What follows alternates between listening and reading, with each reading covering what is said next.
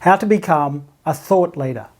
To become the go-to person in your industry or your niche, to become a thought leader, is a great goal to pursue because to achieve it, you need to help a lot of people along the way. But how do you achieve such a reputation? While the process will take some time and effort, the actual steps to achieve it are quite simple. In this video, we'll focus on the 3 steps you need to take to become a thought leader. And these same 3 steps will apply to you whether you're just starting out, a seasoned pro, or working inside an organisation. Plus, I'll share some tips on how you can do this for if you're starting out, if you're getting good, or you're turning pro. I'm Geoff McDonald, the Ideas Architect. I help business experts become thought leaders and earn money from what they know from anywhere. And make sure you stick around to the end where I'll share the essential thing you need to commit to if you want to become a world-class thought leader. In our previous video on thought leadership strategy, I shared the 3 essential things that every thought leader needs to build to grow a successful business. Here's a quick summary. Every business needs to build capital. Capital is any resource that helps us build wealth. And the 3 types of capital that a thought leader needs to build is intellectual or ideas capital, social or people capital, and financial or money capital. These translate into 3 general goals for any thought leader, and they become the steps for how to become a thought leader. The first is a body of work. This represents your ideas or intellectual capital that you've built up over time. This might include the number of blog posts you've published, the client projects you've fulfilled, or the presentations you've given. The second one is a community, and this is the following or the group of people, the social capital that you've built up over time. And this might range from subscribers to your newsletter, clients who have paid you to do work for them, or members of your subscription site. And the third is around money. And I use the term cash flow, so this is financial capital, money capital. You might also use the term income or profit. To become a thought leader, it follows that you need to have projects or results across those 3 areas. You need to build a body of work by generating and creating ideas. You need to create a following or a community by sharing those ideas. And ultimately, to run a successful business, you need to be earning money from selling those ideas. As you might be able to see, the process is actually fairly simple. They're simple, easy goals. The tricky part is, what's the best way to do this? Let's explore this a little further. The obvious first step to becoming a thought leader is to generate ideas. 3 of the best ways to do this are to learn from somebody else, to teach what you already know to other people, and to reflect on your experiences. These 3 approaches all require you to stop and consider what's going on around you. And all useful ideas have one thing in common. They all provide a better alternative, a better way to go forward. And to create ideas, you simply need to think of a situation where you think things could be improved or where they've just got things downright wrong and come up with some alternatives. This is what I would do instead. That's thought leadership. You could write down your idea in words, you could draw some visual diagrams for them, or you might collect and curate some statistics for them. Either way, you want to show here's the existing situation and here's how it could be better. The second step to become a thought leader is to share your ideas with other people. Depending on your personality, this might be the fun part or it might be the scary part. If you work in an organisation, this might be as simple as making a suggestion in your next meeting. Putting your hand up, being bold, being brave and saying, have we considered this? Some other alternatives might be to publish a blog post, to give a presentation, or to offer the idea inside of one of your coaching sessions. If you are starting out, my tip is to pick one person and one person only and sit down and have a meeting with them to share your idea. If you already have an online audience, then publishing a blog post might give you some instant feedback. People will either gravitate to the idea, be lukewarm to it, or they may even dismiss it. The third step to become a thought leader is to be able to sell your ideas. This is crucial because ultimately that's what makes a thought leader. You earn money from your ideas, and that also is fundamental to running a successful business. And there's a big difference between sharing your ideas for feedback and asking someone to buy them. I might like your idea, but I might not want it, I might not need it, and I might not pay for it. But then again, the next person may be in a different situation, they might love it, and they might give you money for it. You need to test this out.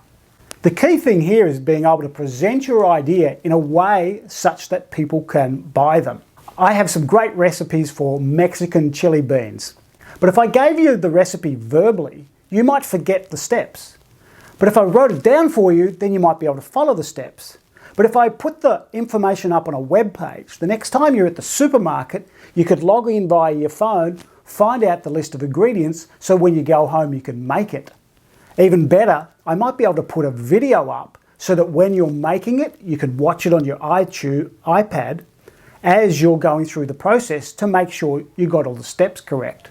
Naturally, over time, you're going to need to refine how you share and sell your ideas to find out what do people actually want to pay for, what format do they want it in, and how is it best for you to deliver it. And this is not a one-off process. It's the classic rinse and repeat. As you gain more experience, you'll start to know what works, what people are interested in, and how to package them. Given you're watching this now, I'm going to presume that you're somewhere on the thought leadership journey. And there's probably one of three places where you are. You might be starting out, you might be getting good, or you might be turning pro. Here's my big tip for what you should focus on in each of these phases. If you are starting out as a thought leader, the key is to work out what works. And this requires some testing, some experimenting, and some trialing. From my experience in coaching people to become thought leaders, this is going to vary for all the different individuals that are out there. For instance, I could tell you exactly what I do, but it's very unlikely that you'd be able to follow it because my experience and my background and my expertise is different to yours. For instance, I studied architecture for 7 or 8 years, so I'm highly skilled in design thinking, and that flavours everything that I do. So if you don't have that background, you might not be able to mimic what I do in that way. The key is to find your own strengths and preferences for how you best work. To get you started, my usual thing, rate yourself on how strong you are around each of those 3 steps in our process. And 0 or 1 might be not that great, and 5 might be, I think I've got this handled. So give yourself a rating on how good are you at creating ideas, or how good are you at sharing those ideas, and how good are you at selling your ideas. This will tell you what you need to focus on to make the biggest difference in the short term. And next, you just have to go out and do it. You actually have to create ideas and share them with real people. At some point, like riding a bicycle, you can't just read about how to become a thought leader. You need to be out there talking with real people, sharing and selling your ideas. Our next phase is around getting good. So if you're starting to gain some traction around your ideas and you're starting to share some and you're starting to sell some of your ideas, then the key to focus on is how do you grow this capability? And there are 8 moves that you can make here. Number 1 is to create more ideas. Number 2 is to create bigger and better ideas. Number 3 is to share with more people. Number 4 is to share more often. Number 5 is to sell more ideas. Number 6 is to sell to more people. Number 7 is to sell for more money. Number 8 is to sell the same idea in different ways. And our third level is around turning pro. So if you're already consistently creating ideas, you're consistently sharing them, and you're already making some good money from selling your ideas, then this is for you. My suggestion here is that you need to start to consider mastery. And mastery is all about gaining superior skills. While selling your ideas is always going to be important, it becomes less of an issue when you become brilliant at creating ideas and sharing them powerfully. The one thing all thought leaders need.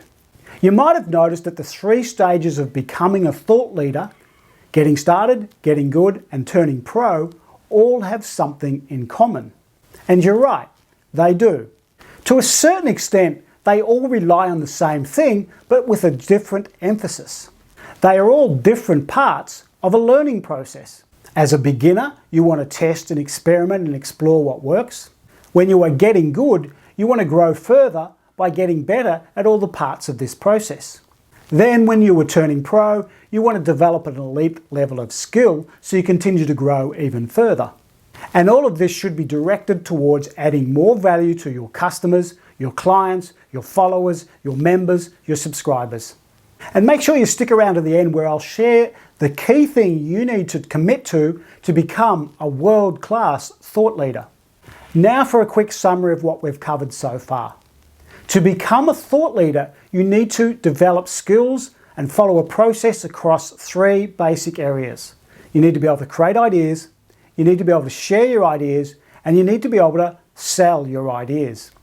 Your career as a thought leader, including how much money you make and how much influence you have, will depend on how well you develop your skills across these 3 areas. Now for the bonus tip. How to become a world-class thought leader. Anders Ericsson was a world-class expert on developing expertise and high performance. In his brilliant book Peak, co-written with Robert Poole, he points to the way we learn and develop and grow, but also what stops us from getting ahead. He suggests the usual way to learning anything is that we practice only so far, and then we stop. Typically, if we're learning to play golf or tennis or chess, we practice until we're good enough to play alongside our friends and our colleagues. And then we stop practicing and mostly we play games or rounds of golf or sets of tennis. This is where your level of performance flattens out. You stop improving. And the reason you don't become elite or world class is that you've stopped practicing. You've stopped improving and growing your skills and capabilities. We mistakenly view this as the myth of a ceiling of our talent, but it's actually got nothing to do with talent. It's that you've stopped learning and growing. If you want to become a world-class thought leader, you need to devise ways to keep growing and learning, and this includes across those 3 areas. Create bigger and better ideas, share them with more people in better ways, and sell them to more people in better ways. Mastery is not an end goal. It's an approach to lifelong learning, and it's your ticket to your future in becoming a thought leader.